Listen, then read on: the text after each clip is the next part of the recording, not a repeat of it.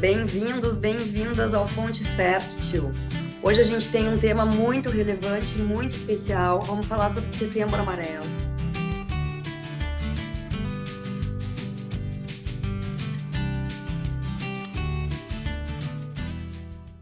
E quem está aqui com a gente é o Felipe Guetems, que é um profissional de bem-estar organizacional, especialista em neurociência do comportamento e psicologia positiva e estudioso de ansiedade.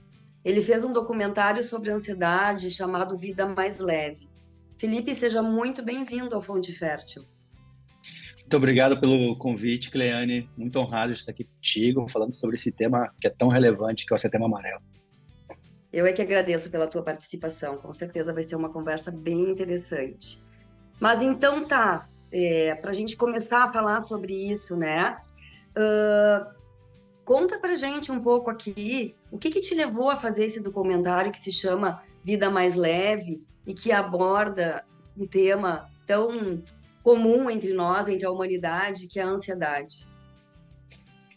Bom, eu tenho um histórico assim de ansiedade que me acompanha desde que eu sou criança. Assim. Então, já fui diagnosticado lá na infância com ansiedade e foi algo que me acompanhou, me acompanha, né, desde sempre. Assim. E a gente sabe que pessoas que têm ansiedade por muito tempo é comum desenvolver também depressão. Então, eu tive episódios de depressão também na minha história. Em Tu já tá, 2010. desculpa, perdão, tu já tá respondendo uma pergunta que eu ia te fazer, né? Como é que a gente conecta esse teu documentário, né, com a conscientização do Setembro Amarelo? Eu não sabia disso, que a ansiedade por muito tempo desenvolve depressão. Aham. É muito comum, é como se o teu corpo pensa num automóvel que está no um giro alto por muito tempo. O motor vai fundir, não vai aguentar. Então, a ansiedade prolongada, ela vai acabar levando o corpo a desligar, ele quer deprimir, ele quer baixar aquele ritmo de alguma forma, é como se não aguentasse aquela quantidade de adrenalina e cortisol. Né? Então, mais ou menos parece que 50% das pessoas muito ansiosas vão acabar desenvolvendo depressão também. E também é comum ter os dois acontecendo em paralelo. Né? Então, isso é algo que eu convivi durante muito tempo com isso, até o momento que eu parei no hospital por causa de um burnout, uma crise de ansiedade muito intensa. E naquele momento eu olhei para mim mesmo e falei, ou eu venço esse mal-estar emocional, eu aprendo a lidar com essa questão, ou desisto da própria vida. Aquele despertar me levou a um processo de autoconhecimento muito intenso, né? Levar a terapia a sério e tentar buscar o porquê que eu tinha ansiedade, como lidar com aquilo e por que que acontecia.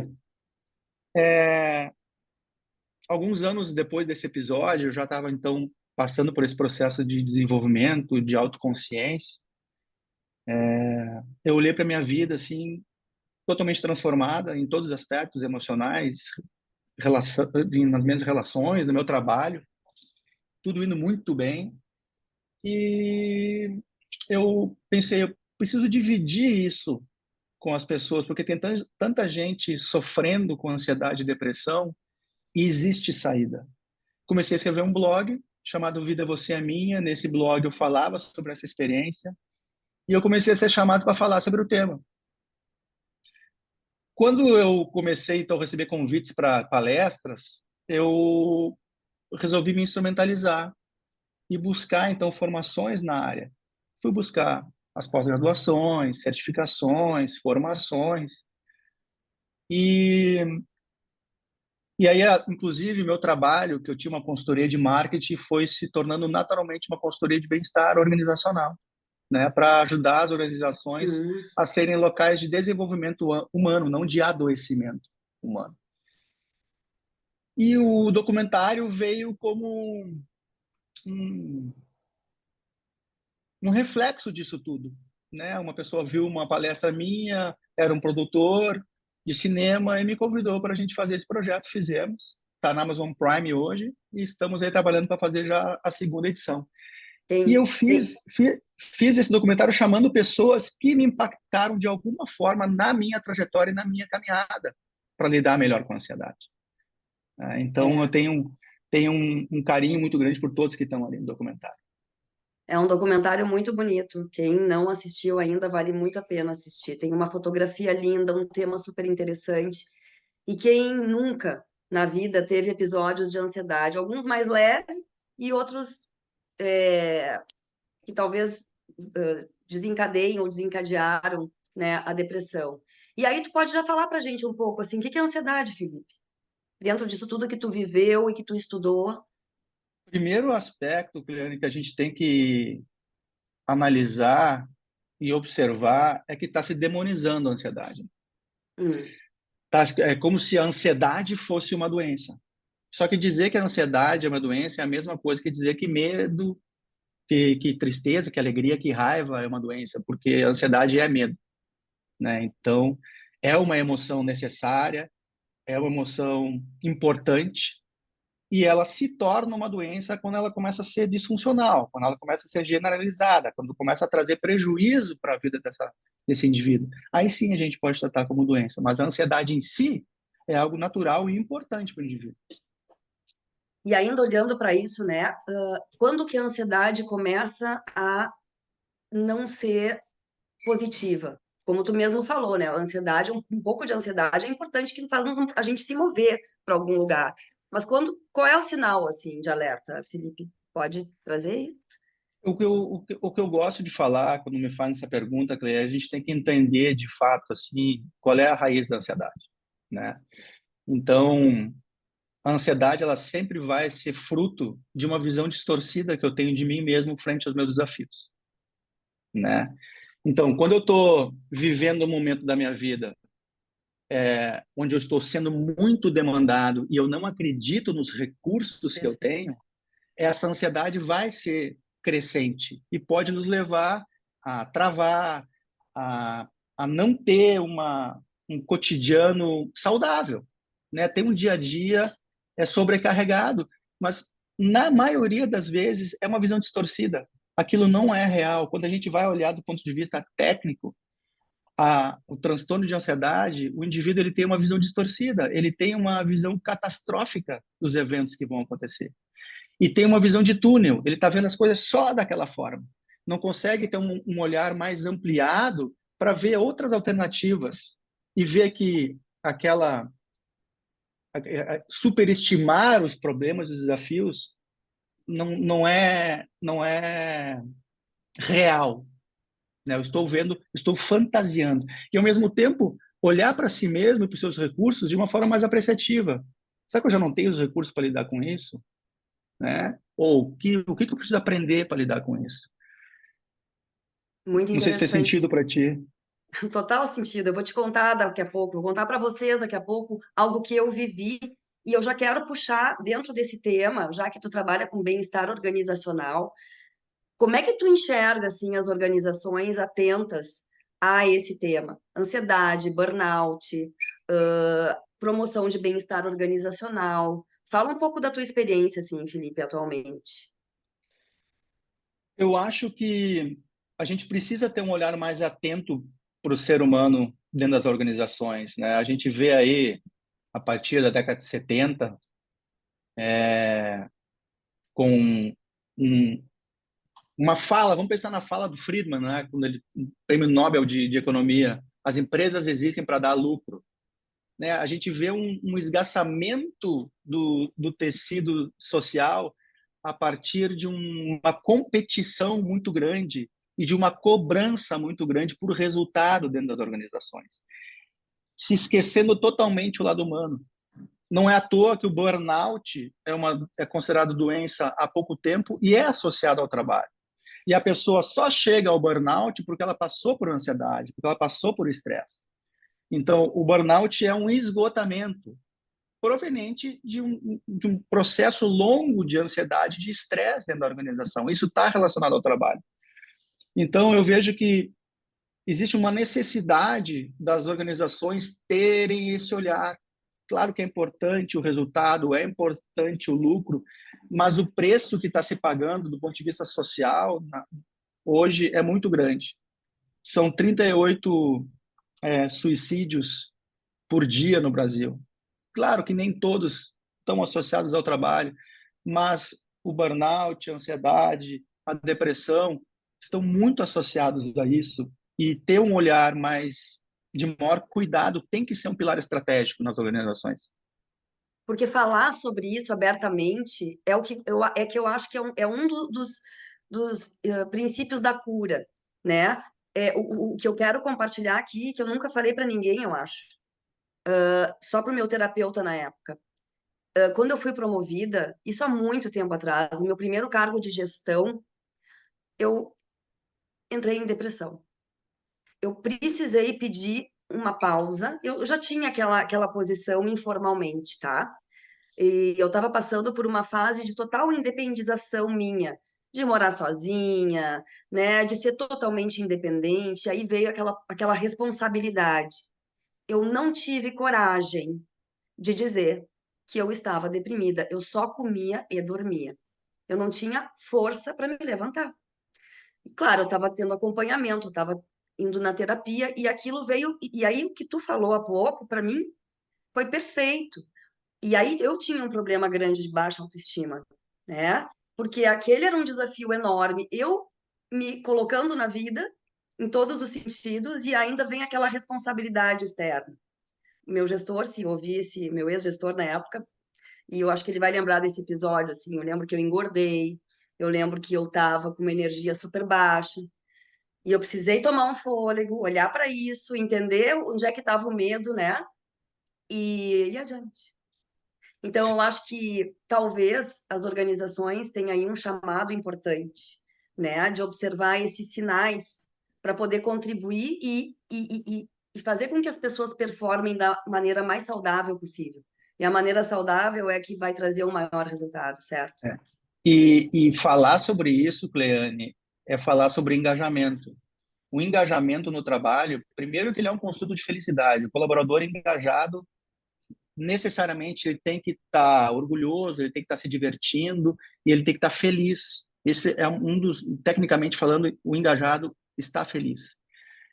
Só que esse colaborador engajado, ele precisa ter um equilíbrio entre recurso e demanda, né? Ele tem, claro que ele tem que ser desafiado, mas ele tem que receber os recursos para lidar com esses desafios e entregar mais e crescer e estar bem com o trabalho. E esse recurso passa pelos seus recursos internos. Então, a organização também tem, de certa forma, uma responsabilidade de olhar ou de desenvolver os recursos internos dos indivíduos para que eles possam estar engajados. Então, não é mais simplesmente eu falo e tu obedece dentro de uma organização. Não funciona mais assim, né? A gente precisa ter um novo olhar, porque as pessoas também estão pedindo por isso. A gente tem um contexto social que está levando as pessoas ao sofrimento. E elas estão levando isso para dentro das organizações. Então, as É, organizações precisam estar cientes disso. eu acho que gerar espaços para esse tipo de conversa, para esse tipo de exposição, né? E isso vem muito através de um ambiente, um clima de confiança também, né? E eu tenho visto, sim, ao menos com as organizações que eu trabalho, e eu e tu, a gente já trabalhou juntos em projetos, mas assim, eu acho que tem havido uma maior conscientização, por exemplo, quando as organizações contratam um processo de coaching, né, para os executivos, que é um espaço onde eles vão poder falar também, né, das suas angústias, das suas ansiedades, das suas preocupações. Mas eu também acho que é importante, por exemplo, iniciativas como tu mesmo também faz palestras falando abertamente ou gerando esse espaço. Como é que é a reação das pessoas, Felipe, assim, quando tu tá num grande grupo falando sobre esses temas? Tu sabe, Clay, que eu sempre tenho surpresas muito legais. Eu facilito uma atividade na qual eu faço uma exibição do documentário, uma exibição um pouco mais curta do documentário, e depois eu facilito uma roda de conversa. E as pessoas realmente sentem ali um espaço para falar sobre as suas emoções, que geralmente elas não fazem. Então, por exemplo, um líder abrir ali que ele tem muita ansiedade, que ele é super inseguro, e as pessoas trazerem depois, nossa, Claro. que bom que tu conseguiu expressar a tua vulnerabilidade, porque às vezes a gente acha que tu tá num lugar, né, Perfeito. e que tu é igual a gente. Uhum. Então, cria-se um ambiente muito mais propício para a integração depois disso, para as pessoas poderem falar delas mesmas. Claro. De confiança, né? Perfeito, exatamente. E isso que tu está trazendo é algo que eu percebo muito, né, dos executivos, a dificuldade de mostrar vulnerabilidade. E isso gera uma muralha em termos de conexão, tanto com pares, né, quanto com as lideranças, em qualquer esfera organizacional, na verdade. Então, como se mostrar vulnerável é importante, poder pedir ajuda. Exato, porque se a gente for ver, Cleane, um dos pilares do bem-estar são relações positivas. Eu ter relações com pessoas que eu sei que eu posso contar, e são relações que não estão baseadas em interesse, que são relações genuínas. Se o líder não cria essa conexão com o seu liderado, como é que ele vai gerar um clima de relações positivas junto à sua equipe? Vai gerar competição, não vai gerar apoio e rede de apoio. Hum. E aí, agora levando assim para a vida do dia a dia, né? Tu traz no teu documentário Vida Mais Leve, muito teu contato com a natureza e prática de esporte, né? O que que tu pode trazer? O que que te ajudou naquele teu momento assim de crise, Felipe? Hábitos, práticas, tem algo assim que tu pode trazer para que possa se ter uma vida mais leve, mais equilibrada? Eu acho que tem um aspecto mais profundo e tem os aspectos mais pontuais. O que eu chamo de aspecto mais profundo? Autoconsciência, né? Eu entender o que me levou a ser uma pessoa mais ansiosa, quais são os gatilhos da minha ansiedade, e isso passa por um processo mais profundo de autoconhecimento, né? Esse é o ponto um. Muitas coisas me ajudaram e ainda me ajudam, que são coisas que depois, por exemplo, estudando psicologia positiva, eu fui perceber o quão importantes são. Relação com a natureza, presença. Então, existe uma intervenção chamada Sovereign, que não tem uma tradução em português, mas Como é é que como é? se fosse Sovereign, é a habilidade Sovereign. de tu saborear os momentos, de tu conseguir estar Uhum. presente e apreciando, né? Então, para mim, estar morando na praia, onde eu moro, de poder parar um momento, como se fosse um momento de uma meditação leve, assim, de poder estar observando, simplesmente levando a minha intenção para aquele momento, né? É simples e poderoso. O esporte foi muito importante, porque além de produzir endorfina e tal, tem um aspecto relevante do esporte que é melhorar a nossa autoestima, né? Então, como eu fiz um esporte competitivo e eu participava das competições e eu Que que ultrapassava o stand-up qual paddle, ah, eu remava, né? Fazia provas de corrida, no mar e no rio e tal. Então, isso fez com que eu fosse vencendo meus próprios desafios pessoais. Isso foi me dando autoconfiança na minha vida como um todo, né? Reforçar as relações positivas, ter uma vida com sentido. Então, quando eu trabalhava com propaganda, o meu trabalho basicamente era fazer as empresas vender mais. Aquilo para mim era vazio. Hoje faz muito mais sentido eu fazer um trabalho que eu ajudo organizações a serem locais onde as pessoas queiram estar, não onde elas precisam estar. Transformar as empresas em locais de desenvolvimento humano, não de adoecimento humano, isso faz muito mais sentido. Então, ter uma vida que faz sentido e vale a pena ser vivida transformou relação comigo mesmo do ponto de vista emocional. Hum. E isso tudo está lá na psicologia positiva, que é a teoria do PERMA, do Martin Seligman. Então, por aí vai, Perfeito, Cle. perfeito. Então tem que olhar para isso, né? Tem que olhar para as questões para poder melhorá-las, senão Total. E não é possível.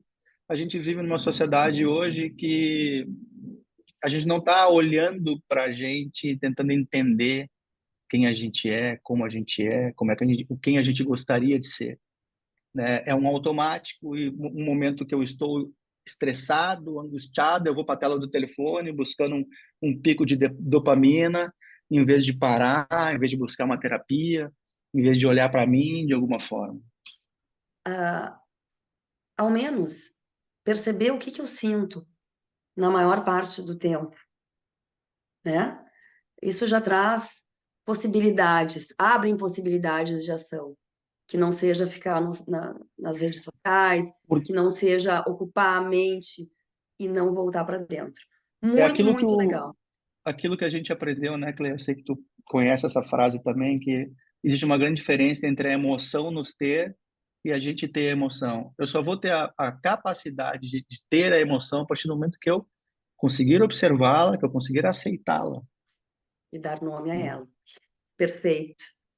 Mas muito boa a nossa conversa aqui. Espero que as pessoas tenham achado fértil a nossa conversa, Felipe. Eu quero te agradecer. Está acabando os nossos 30 minutos de sabedoria aqui. Uhum. E eu quero te convidar aqui para tu compartilhar os teus canais e as tuas redes sociais. Bom, o meu Instagram é @FelipeGettens, Goetams. Goettems. E, enfim, fiquem à vontade para conversar comigo lá. O teu documentário está no Prime, Tá na Amazon Prime, tá no Now, tá na Claro TV, Vida Mais Leve. Vida Mais Leve. Então tá, Felipe, quero te agradecer imensamente. Com certeza tu voltarás aqui, se assim tu quiser, Claro, vai ser um tá? prazer estar aqui contigo. Para a gente abordar os temas relevantes da vida, que esse é o objetivo aqui do Fonte Fértil, tá? Um beijo grande para ti.